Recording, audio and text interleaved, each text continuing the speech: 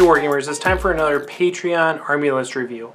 Now if you're unfamiliar with this is something I do for my patrons over on Patreon. All you have to do is be a supporter on Patreon, send me your list, and I will do a Army List review just like this for you. So there's a link to that in the description below, of course, if you are interested. But yeah, let's get started. So today's list is a combination of some specialized units and also just a big block of fire warriors. So it includes a Battalion Detachment, an Outrider Detachment, and a Auxiliary Super Heavy Detachment. For the Battalion Detachment, it has 2 Cadre Fire Blades and an Ethereal. The general thing with this is that I like Cadre Fire Blades. Ethereals I think are good if you're going to be bringing a lot of infantry, which this list does. And I generally don't recommend taking 2 Fire Blades, but with the pure number of Fire Warrior units in this list, it's not a bad idea. So I can kind of go either way on bringing 2 Fire Blades here. I think it works out okay with this number of units. It gives you a little bit more flexibility in your deployment, and you know, fire blades are a really nice marker light source on top of that. So 2 is okay. So we can stick with that. For the troops section, it has 5 10-man units of fire warriors with pulse rifles, and then all of the Shadowsun in those units have marker lights.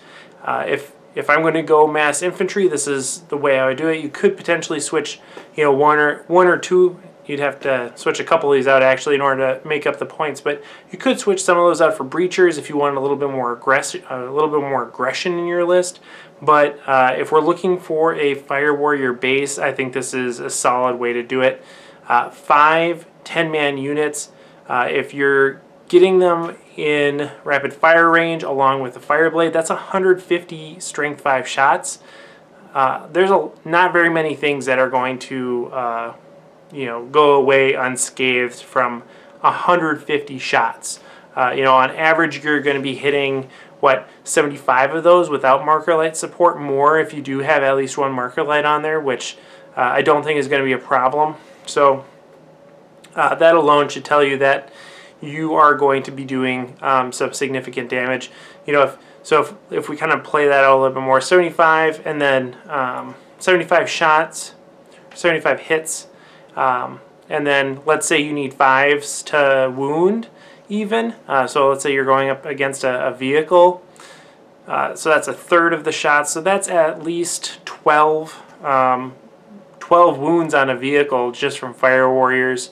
If you need 3s to wound, so let's say you're going against infantry, you're going to be getting what, like 50 wounds? Yeah, 2/3, 50. 2/3 of 75 is 50. Yeah, so that's 50 infantry wounds, which is not too bad at all. You're gonna wipe a lot of things off the table just like that. So in short, if you're going to be doing infantry, this is the way to do it. Yeah.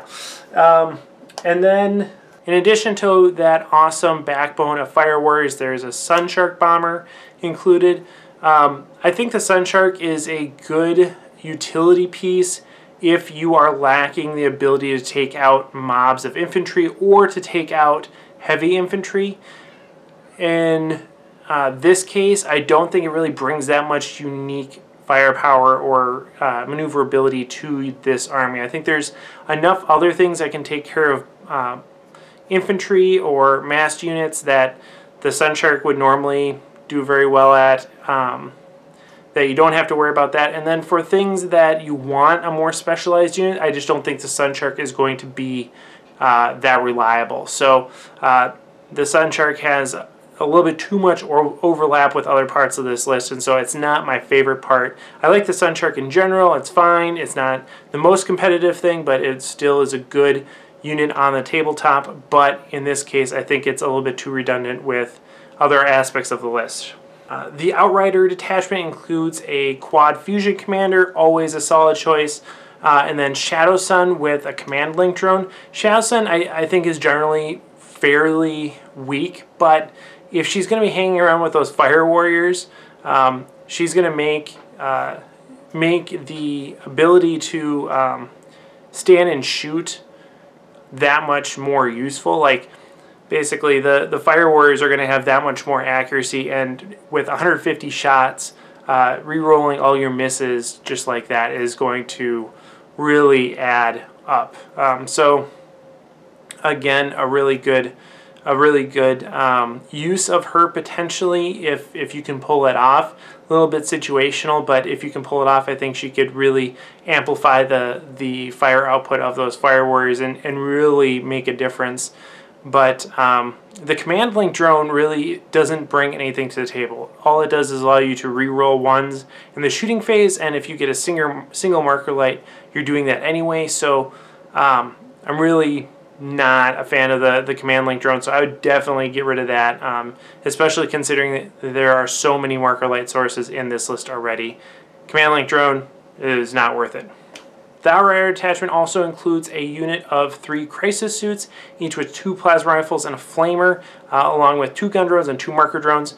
The marker drones are redundant. Again, we have enough marker light sources already, so I wouldn't even bother with those. Switch those to gun drones. You're going to need them for the savior protocols at the very least, and just having 4 more pulse carbines is never a bad thing, especially when you have such a high level of marker lights already. So switch those marker drones to gun drones.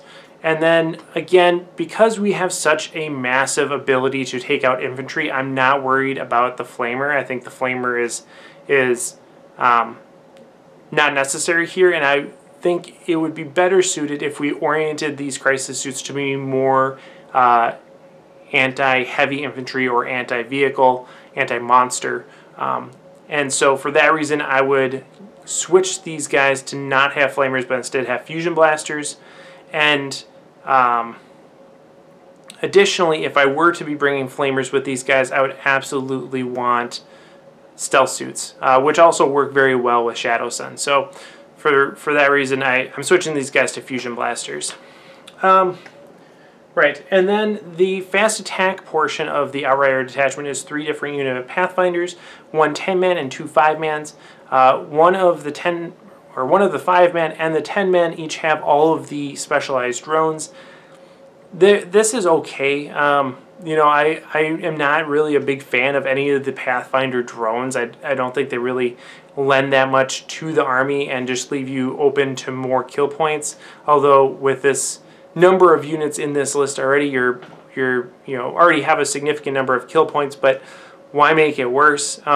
So I'm not a big fan of them, but again, considering the number of Fire Warriors, I think there is application for the Grav Inhibitor drone and the Pulse Accelerator drone if you wanted to. So I would only take one of each of those and just move them to where they need to be. Again, they're going to be leaving themselves open to being picked off, but you know, if they're shooting the drones and not shooting the Fire Warriors, I guess that's fine anyway. So it's fine to leave some of these guys in here, but I would not lean as heavily as is being leaned currently on them, if that makes sense. And, oh, right. The Auxiliary Super Heavy Detachment includes a Storm Surge with burst cannons and the driver cannon, which I think is a fine choice if you were to bring a Storm Surge. However, the Storm Surge, one of the best reasons to bring a Storm Surge is not for its main gun, but for all of its supporting guns. And we have all that on lockdown with the Fire Warriors already. So I don't think that is necessary. I instead, again, want to focus this more to be anti-vehicle, anti-monster. So instead of a Storm Surge, I would recommend going with either more Fusion Commanders or more Hammerheads. Well, Hammerheads in the first place. So those would be the 2 directions that I would go instead of the Storm Surge. Okay, so that is the basic original list. Let's take a look at the revised list. Alright, so for the revised list, I left a lot of the skeleton of the list the same. A lot of the same elements are there. I'm trying to maintain the general play style and feel of the original list while gearing it to be a little bit more points efficient or a little bit more balanced overall. So instead of taking a battalion, an outrider, and an auxiliary detachment, instead I'm just taking 2 battalions. The first battalion is going to seem fairly familiar. It's going to have the 2 fire blades. Again, I think with this number of infantry, it's fine to have 2. And then the ethereal, it's going to have 3 10-man units of fire warriors. And all of those fire warrior sheds, we are going to have marker lights. If you wanted to cut down some points, add a few more fire warriors, you could take those marker lights out because, again, there's plenty of marker lights in this list. So the reason why I left them in is just because it is nice to have a little bit of a backup plan with those guys. Let's say all your Pathfinders get wiped out right off the bat. It's nice to have those fire warriors have a marker light just so that they can throw it out there in the end of the game when you have nothing else left. So yeah, left that in there. And yeah, dropped the Sunshark bomber. That's out of here. And instead I took those points and invested those into supporting Shadowsun and supporting the Crisis Suit team. Additionally, I dropped the Storm Surge altogether. So points from that and from the Sunshark went into supporting the other units that we have here, as well as adding an HQ to the 2nd Battalion Detachment, which starts off with Long Strike. Long Strike has a railgun and smart missile systems. For any other Hammerhead, I don't think the smart missile systems are worth it, but because Long Strike has an ability to improve his wound rolls, the smart missile system is actually really effective on him. So smart missile system on him, and of course seeker missiles, especially with this number of Pathfinders, seeker missiles are awesome. So and seeker missiles are awesome on Hammerheads with Long Strike. Hitting on 2s, mortal wound, that's amazing. So yes, seeker missiles on Long Strike. The other HQs again are that Quad Commander and then Shadowsun. That seemed to be something that was an important aspect of the original list. I want to maintain that, but I did lose her command and control, her special drone. I got rid of the drone, the control drone. So that's gone. And then in the elite section, I switched the crisis suits to have fusion blasters instead of flamers. I bumped them up to have 6 gun drones, and I added an additional crisis suit on top of that. So it's a 4-man unit now, not a 3-man. Similarly, I put in a unit of stealth suits, bare bones, but they do have a homing beacon, so they are there to support Shadowsun, but also give you some nice tactical options, allowing her to move around a little bit more, grab objectives, things like that if you so choose. After you've already used your Master of War ability twice, you can have her run around, do things, and use her fusion blasters, which are much needed in this list. Again, the original list really lacked anti-vehicle power in my opinion, and so I'm trying to boost that up a little bit. Giving her a unit of stealth suits to run around with helps her use those fusion blasters.